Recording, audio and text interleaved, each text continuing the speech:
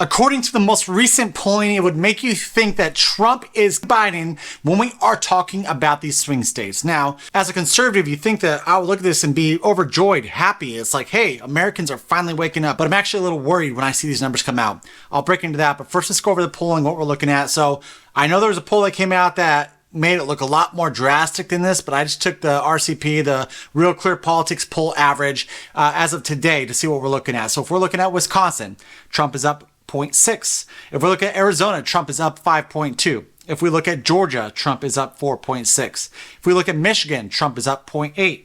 If we look at Pennsylvania, Trump is up 2. If we look at North Carolina, Trump is up 5.4. And if we look at Nevada, Trump is up 6.2. Now, right off the bat, like I said, I never trust anything that comes across the line when we are talking about polls. Polls, more than anything, I think that are just a great indicator as the trends to where the American people are moving towards. But I don't think they're all that accurate. We have seen that previously the last few elections. But this is still weird to me. The fact that these polls are coming out in this way. And then, of course, you have Biden that comes out yesterday is saying that these are fake numbers, these are fake polls, like everything else that he disagrees with. If these polls are trending his way, I'm sure he would not call them fake whatsoever. But this has me worried. I discussed in, I believe it was a video or two ago, talking about how Democrats are master manipulators, how they are great at the sleight of hand, just like a magician, where they want you to look at one thing while on the back end, while under the stage, they are doing something different.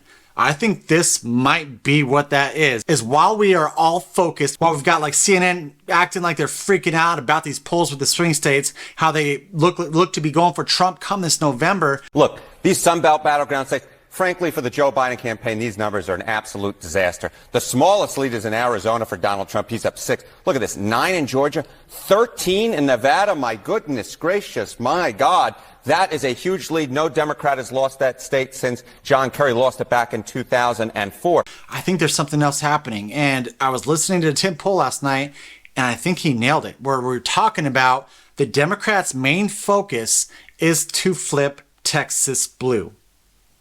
Now, how are they going to do that? Because according to the polling, I believe Trump is up 8 points in Texas right now. How will they do that? Well, we have been experiencing something this last couple of years in regards to the border. Does that have anything to do with flipping Texas blue? And if the Democrats were able to flip Texas blue, none of these swing states would even matter. Real quick, guys, I will get back into this conversation, but first things first, if you do love this content or if you do want to follow along, kind of see what I ramble about in any future events to come, do me a huge favor and hit that subscribe button, maybe give me a thumbs up, notification bell, that way you're notified every single time that I put out a new video. Let's get back to this topic right now. Trump could get every single one of them, well, almost every single one of them, and they would end up surpassing the 270 needed for Biden to get reelected. Let's kind of play with this map a little bit to see what scenario I'm thinking if this is what the Democrats are planning come this November. These are the swing states that we're currently looking at. So according to these polls, let's just say that they all go in favor of Trump because as of right now, it's saying that he is up. So let's say he gets Pennsylvania. I don't know why I made it that red. North Carolina, Georgia, Arizona, Nevada, Wisconsin, and Michigan. So that right there, that would be awesome. That would be a landslide for Trump, pretty much, is what we're looking at. But if the Democrats' plan is to flip Texas, so that brings it to 266 to 272. And you would think, okay, even if he did that, that still would not allow Trump to win. But here's the outlier that I'm looking at. Maricopa County over in Arizona.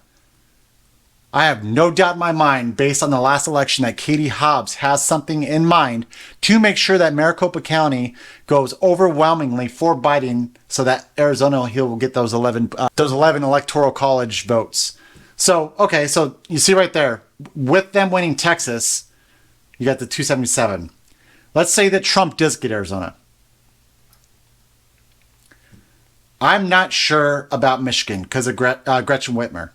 So I think she's another one who's going to play a huge role in this. So say they win Michigan, 281. Wisconsin's probably the least likely for Trump to win, so even Wisconsin. So 276, that would still put Biden over. Or then, of course, we got all the shenanigans happening over in Pennsylvania. So I think that Tim Pool might be something onto this one when he's talking about the fact that they are trying to flip Texas. There's also something going around on social media right now talking about how there's a massive amount of voters registering in Texas, Arizona, and Pennsylvania. Now, of course, we got to rely on our far left media outlet, the AP, to try and debunk this as best they can, but it still causes some concern that maybe we want to look into this, because currently the House is trying to push across a bill. You are required to show citizenship in order to vote in a federal election, which currently you do not have to do. But here's what the AP says about the massive amount of voters or these through the Social Security Administration that are getting registered right now. The headline of the article from the AP is "Federal data does not show a soaring number of unauthorized migrants registering to vote." So essentially they're fact checking this. So they're saying the claim is Social Security Administration data shows the number of voters registering without a voter ID is skyrocketing in 3 key swing states. Evidence that migrants who entered the country illegally are registering to vote in Arizona, Texas, and Pennsylvania. Of course, they're going to debunk it. AP's assessment.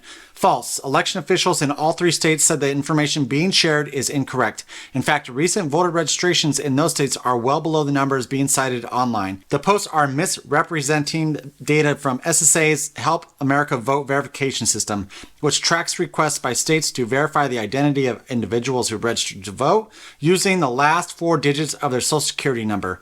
Only U.S. citizens can vote in federal elections, and non-citizen voting is exceedingly rare as states have processes to prevent it. So that's really not true, because there's a lot of states who do not require you to show citizenship when they are going in to vote. Why do you think that so many conservatives, so many Republicans want voter ID? And even with voter ID, you have to be able to prove that you are a U.S. citizen to vote in a federal election. This might all just be blown out of proportion, and it just the fact that Trump is doing awesome because Biden is such a horrible president sitting in the White House right now, and he might end up winning those states, and Texas might not even be in play. Who knows? They've been saying for the last few elections that Texas is in play. So we might come this November, and then Trump overwhelmingly gets voted back in, winning majority of these swing states.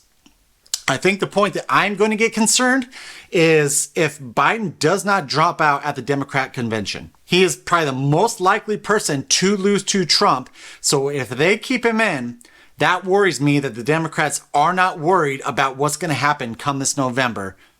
They are going to get enough votes, not enough people to vote. They are going to get enough votes in order to get Biden reelected. Thank you so much for watching, guys. I greatly appreciate it. I do ask that you follow along, and I will catch you on the next one.